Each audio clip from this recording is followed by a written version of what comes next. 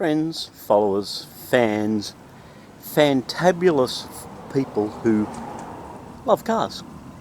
You're here again at the No Talk Motorsport Workshop, where, if you were watching the last episode, you will recall we decided we're going to do a little bit of a suspension upgrade to more Margot here. Margot, our Mazda6 MPS. We're still in the process of doing the bodywork, but we thought while we were doing that we'd also just give the suspension a little bit of a tickle. You will have noticed that we have encountered an issue in the back which we're going to address today, but let's get active in what's going on. Come along for the ride, folks.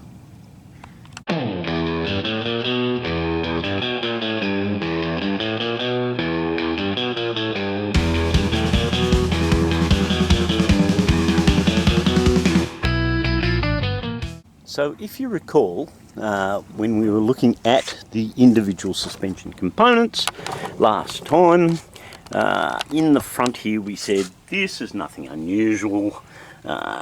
You've got your double wishbone arrangement, you've got a strut in the middle which is like a coilover type setup, you've got this nice little wishbone that goes around the outside of the drive shaft, and then up the top 3 bolts that hold it in place at the top.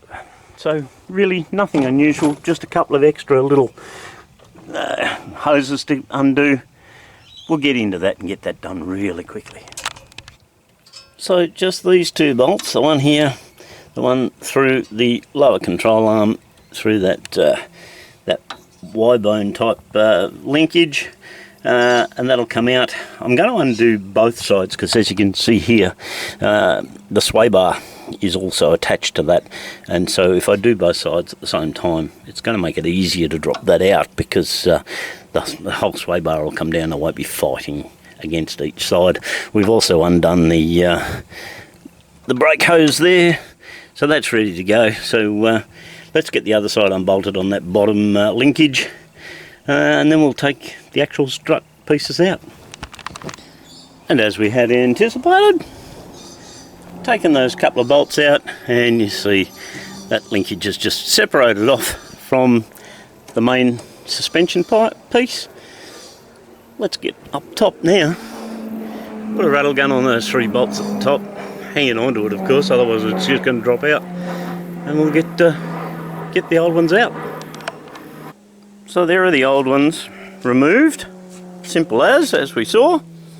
Scarily enough, the 3 nuts holding the top of the driver's side unit were fairly loose, so that's a bit scary, but anyway, we fixed that up. As we are fixing up so many other things on this car, they look like factory units, I would suggest, so this upgrade is certainly going to be beneficial. And I would suggest even easier than getting the old ones out, the new ones are back in place, everything's bolted up beautifully. Now, the factory blurb did say that the preload on the springs was preset by the factory and didn't need adjusting. I have tightened that up by half a turn just because I like it a little bit firmer than most. The length for the ride height, however, nothing was stipulated, so for the moment we're doing a bit of guesswork. We've set them approximately to the same length as the factory ones that came out. So until we get both sides in, wheels back on the ground, measure up some droop and some height and all that sort of stuff, we don't really know if we've got that spot on just yet, but let's put it back together first, put the wheels on, see how it comes out with a bit of weight on the wheels. And so, short of setting it all for correct ride height, that's the front done. So easy. Anyway, as I said, the front was going to be easy, the back's going to be another story. So right at the moment, short of actually setting that height, I'm going to put the wheels back on. I might put the front back on the ground. The back end is going to be involved. You'll get the abridged version on this video coming up shortly. But we will be filming it in association with a full removal of the rear subframe, which will be 2 videos we'll be making all at once. Won't that be fun? And this is where the fun begins, trying to do the rear suspension. So as you can see, there's no subframe. There's nothing left in the back end. It's all gone. It's over here. Under that tarp a little bit. We have had the odd shower, so I have had to cover up some of it, but essentially the whole subframe rear assembly is right there, including the diff, the drive shafts. You can see the separate spring arrangement that we've discussed and described already, and still left in the body, as you can see behind that brake caliper, is the original factory shock absorber. So obviously this job has been too hard for somebody in the past, because up here, that bucket there has got to come out of the bodywork. 3 bolts that you can see, one over there, one straight up there, and one tucked around the back. Pull that bucket assembly out, and if you look across the other side, we have actually removed the one on the other side already. So let's go and get both of these out, change them over to the new shocker struts, and put them back in.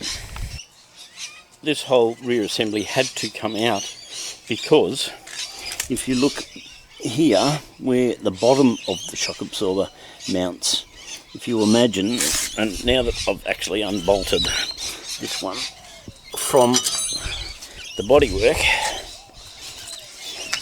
when that sits in there like so, this is sitting up here like roughly that, and of course all of that structure there in the subframe blocks all access to the bolt arrangements in getting that structure out.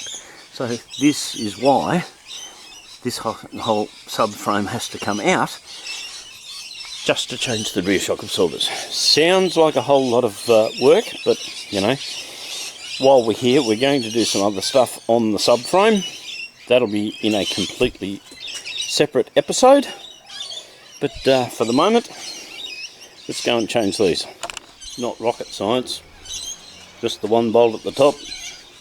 Undo that, take the old one out, take the old one out, put the new one in, bolt it back up. How easy can that bit be? Pity the rest of it wasn't the same. After rain interrupted play so many times yesterday, the umpires called stumps on the day.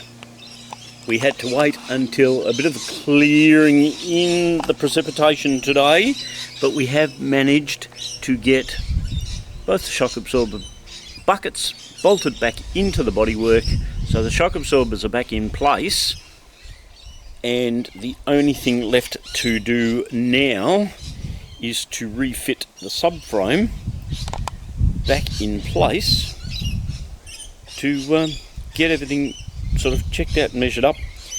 There is some work to do on the subframe before we can go ahead with that, so right at this point in time, that's where we are going to leave activity on the suspension on Margot.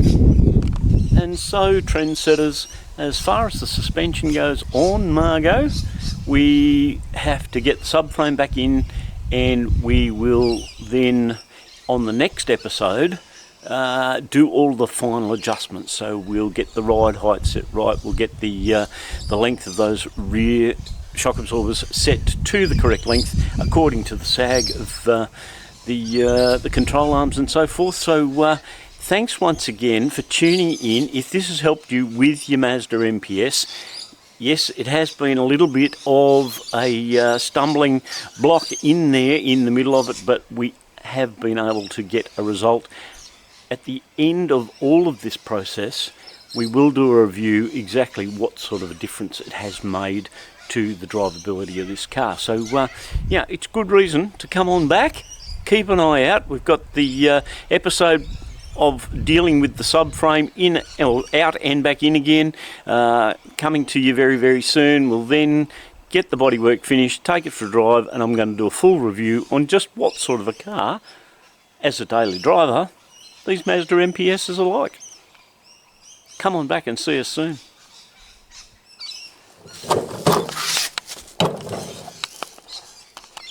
Yep.